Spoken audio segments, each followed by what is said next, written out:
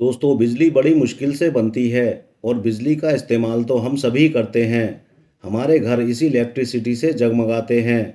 लेकिन क्या आपने कभी देखा है कि बिजली आखिर बनती कैसे है? इस बिजली को बनाने में किन किन मुश्किलों का सामना करना पड़ता है और ये किन किन मशीनों से बनाई जाती है? अगर आपने ये अभी तक नहीं देखा है तो आज इस वीडियो में देखिए कि बिजली आखिर बनती कैसे है। बिजली बनाना एक अनोखी टेक्नोलॉजी है। नदियों, तालाबों के पानी को रोककर कई बड़ी बड़ी मशीनों का इस्तेमाल करके इलेक्ट्रिसिटी को प्रोड्यूस किया जाता है। बिजली बनाने के लिए कई कर्मचारियों को अपनी जान तक जोखिम में डालनी पड़ती है। इस काम में जरा सी भी चूक की गुंजाइश नहीं होती। अगर भूल से भी कोई चूक हो जाए तो बहुत सारे लोगों को अपनी जान तक गंवानी पड़ सकती है। पानी से बिजली बनाने के लिए सबसे पहले किसी नदी या नहर के पानी को रोकने के लिए डैम बनाया जाता है। कभी कभी इस रोके हुए पानी को उस जगह पर भी पहुंचाया जाता है जहां पानी की कमी होती है। बिजली बनाने के साथ साथ डैम पानी की कमी को भी पूरा करता है। डैम से तभी बिजली बनाई जा सकती है जब पानी बहुत ऊंचाई से गिर रहा हो, क्योंकि ऊंचाई से गिरने पर पानी का प्रेशर बहुत ज़्यादा होता है। डैम से होता हुआ पानी जिस जगह पर गिरता है, ठीक उसी जगह टरबाइन लगाया जाता है। टरबाइन एक ऐसी मशीन है जो मैकेनिकल एनर्जी को यानी मशीनी एनर्जी को इलेक्ट्रिकल एनर्जी में कन्वर्ट कर देती है। जब टरबाइन पर डैम से पानी गिरता है तो ये बहुत स्पीड से गोल गोल घूमने लगता है। टरबाइन के साथ ही एक मोटर भी लगा होता है जिसे टरबाइन के घूमने से पावर मिलने लगती है। मोटर को जैसे ही पावर मिलने लगती है वैसे ही मोटर बिजली बनाने लगती है। बिजली बनाने के साथ साथ मोटर बिजली को बिजली की वायर्स में पहुंचाने का काम भी शुरू कर देती है। बिजली के तारों में बिजली पहुंचाने के साथ साथ यही बिजली आम पब्लिक तक भी पहुंचाई जाती है। इसी तरह डैम से बिजली बनाई जाती है। मगर इसके अलावा बिजली बनाने के और भी कई तरीके हैं, जैसे कि पवन चक्की यानी विंड मिल। विंड मिल से भी बिजली को बनाया जाता है। विंड मिल को देखकर आप ज़रूर ये सोच रहे होंगे कि ये इतनी धीमी रफ्तार से क्यों घूमती है, और जब ये इतनी धीमी रफ्तार से घूमती है तो बिजली कैसे बनाती होगी। इस विंड मिल की ऊंचाई करीबन 212 फीट तक होती है और इसके पंखों की लंबाई 116 फीट तक होती है। अगर इतनी ऊंचाई पर विंड मिल तेज रफ्तार से घूमेगी तो उसे बैलेंस करना बेहद मुश्किल होगा और साथ ही कोई बड़ा हादसा भी हो सकता है। इसी वजह से विंड मिल को कम रफ्तार में घुमाया जाता है। विंड मिल का इस्तेमाल उन इलाकों में किया जाता है जहां तेज हवाएं चलती हैं। विंड मिल के पंखे हवा से घूमते हैं। विंड मिल पर पंखों के साथ शाफ्ट की मदद से एक जनरेटर भी लगी होती है और जनरेटर के घूमने से बिजली पैदा होती है। विंड मिल में एक गियर बॉक्स भी लगाया जाता है जो विंड मिल की स्पीड को कंट्रोल करता है।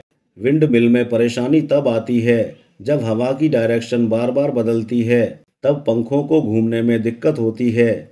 इसके लिए विंड मिल में एक ऐसा मीटर लगाया जाता है जो हवा के डायरेक्शन को भांपकर पंखों का रुख हवा की ओर कर देता है। विंड मिल के ऊपर के हिस्से में बन रही बिजली को नीचे लाया जाता है जहां पर एक ट्रांसफॉर्मर लगा होता है। ट्रांसफॉर्मर की मदद से बिजली की वोल्टेज को बढ़ाया जाता है, जहां से बिजली को पावर सब स्टेशन में भेजा जाता है और फिर पावर सब स्टेशन से ही बिजली हमारे घरों में सप्लाई की जाती है। अब अगर आप ये सोच रहे हैं कि विंड मिल लगाना कोई आसान काम है, तो मैं आपको बता दूं कि इसे लगाना बहुत महंगा पड़ता है। एक विंड मिल लगाने में कम से कम 20 करोड़ की लागत आती है। दोस्तों, आपने विंड मिल से बिजली बनाने का तरीका तो जान ही लिया। अब आप ये भी जान लीजिए कि कोयले से भी बिजली बनाई जाती है। इसके लिए पत्थर वाले कोयले का इस्तेमाल किया जाता है। पत्थर वाले कोयले के लिए ज़मीन में गहरी खुदाई की जाती है और इस कोयले को बिजली घर में लाया जाता है। बिजली घर के आसपास पानी की सुविधा के लिए नदी या नहर का होना बहुत ज़रूरी होता है। पाइपलाइंस की मदद से पानी को बिजली घर में पहुंचाया जाता है। इसके बाद कोयले की मदद से इस पानी को उबाला जाता है और पानी उबलने पर भाप पैदा होती है जो कि एक बॉयलर में इकट्ठा कर ली जाती है।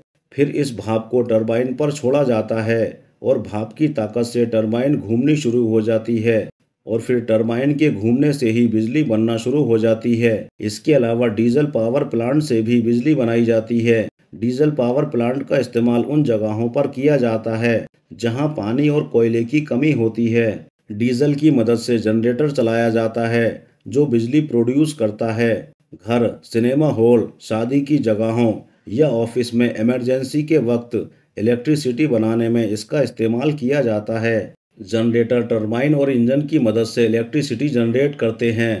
इंजन टरबाइन को घुमाता है और टरबाइन मैकेनिकल एनर्जी को इलेक्ट्रिकल एनर्जी में कन्वर्ट कर देता है।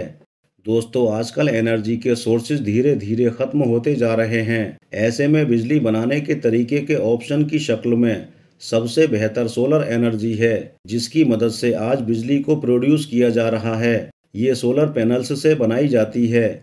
इनका इस्तेमाल उन इलाकों में किया जाता है जहां पूरे साल सूरज की रोशनी सही से पहुंचती है। सूरज की किरणों को बिजली में बदलने के लिए फोटोवोल्टिक सेल्स का इस्तेमाल किया जाता है, जिसमें एक बैटरी जुड़ी होती है जिसमें बिजली जमा होती रहती है। सोलर फोटोवोल्टिक सेल्स से पैदा होने वाली बिजली डायरेक्ट करंट पैदा करती है, जिससे बिजली बनती है और इस्तेमाल की जाती है। साइंस की तरक्की ने न्यूक्लियर पावर प्लांट को भी ईजाद कर दिया। ये भी बिजली बनाने के लिए खास माना जाता है। इस प्लांट में यूरेनियम 235 को ईंधन की शक्ल में इस्तेमाल किया जाता है। यूरेनियम के परमाणुओं को अलग करने के लिए एटॉमिक रिएक्टर का इस्तेमाल किया जाता है। इससे पैदा होने वाली ऊष्मा से भाप बनाई जाती है और इसी भाप से टरबाइन को घुमाया जाता है, जिससे बिजली बनती है। अगला है natural gas power plant. Natural gas power plant coal thermal power plant की तरह ही होता है। फर्क सिर्फ इतना है कि इसमें पानी को गर्म करने के लिए कोयले की जगह नेचुरल गैस का इस्तेमाल किया जाता है। पानी गर्म होने पर भाप बनता है और फिर भारी प्रेशर वाले भाप से टरबाइन घूमता है और टरबाइन के घूमने से बिजली बनती है। क्या आप ये जानते हैं कि समुद्र की लहरों से भी बिजली बनाई जाती है, और वो ऐसे बनाई जाती है कि समुद्र के किनारे दीवार बनाकर या चट्टान में टरबाइन लगाया जाता है और एक हौज भी बनाया जाता है जहां पर टरबाइन और जनरेटर लगे होते हैं। समुद्र की लहरें जब हौज के अंदर आती हैं तो हौज के अंदर का पानी ऊपर नीचे होने लगता है। इससे हौज के ऊपरी हिस्से में बनी जगह पर हवा तेजी से ऊपर नीचे होती है। लहरों के आने जाने पर टरबाइन पर गहरा प्रेशर पड़ता है और फिर टरबाइन घूमने लगता है। साथ ही जनरेटर चलने लगता है और इससे इलेक्ट्रिसिटी जनरेट होने लगती है। समुद्र की लहरों के अलावा समुद्र की तरंगों से भी बिजली पैदा की जाती है। तो चलिए इसे भी देख लेते हैं। इस तरीके में लोहे के बड़े बड़े पाइप्स को स्प्रिंग की मदद से एक साथ जोड़ा जाता है और ये समुद्र में तैरते रहते हैं। इनका साइज रेलगाड़ी के 5 डिब्बों के बराबर होता है।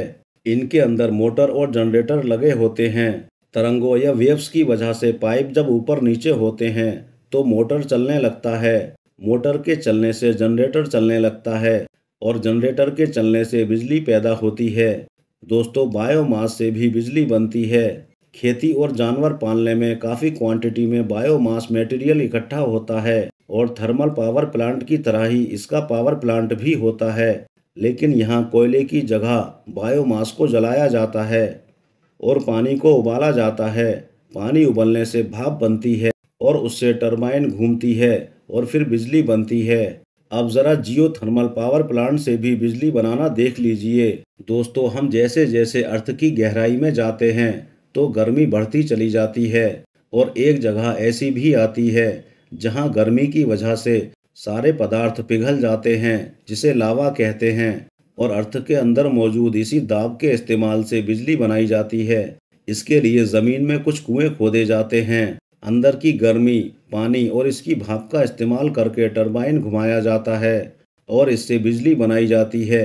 तो आज आपने देखा कि किस किस तरह से बिजली बनाई जाती है और ये कितना मुश्किल काम है। लेकिन आज हमने बहुत सारे ऐसे सोर्सेज डिस्कवर कर लिए हैं जो रीन्यूएबल हैं, जैसे कि सोलर एनर्जी, वाटर एनर्जी और वेव एनर्जी। और अब हम धीरे धीरे आने वाले वक्त में पूरी तरह से रीन्यूएबल सोर्सेज पर टिक जाएंगे और हम इन पुराने तरीकों का इस्तेमाल बंद कर देंगे तो वापस हमारा पर्यावरण या एनवायरनमेंट सही होने लगेगा।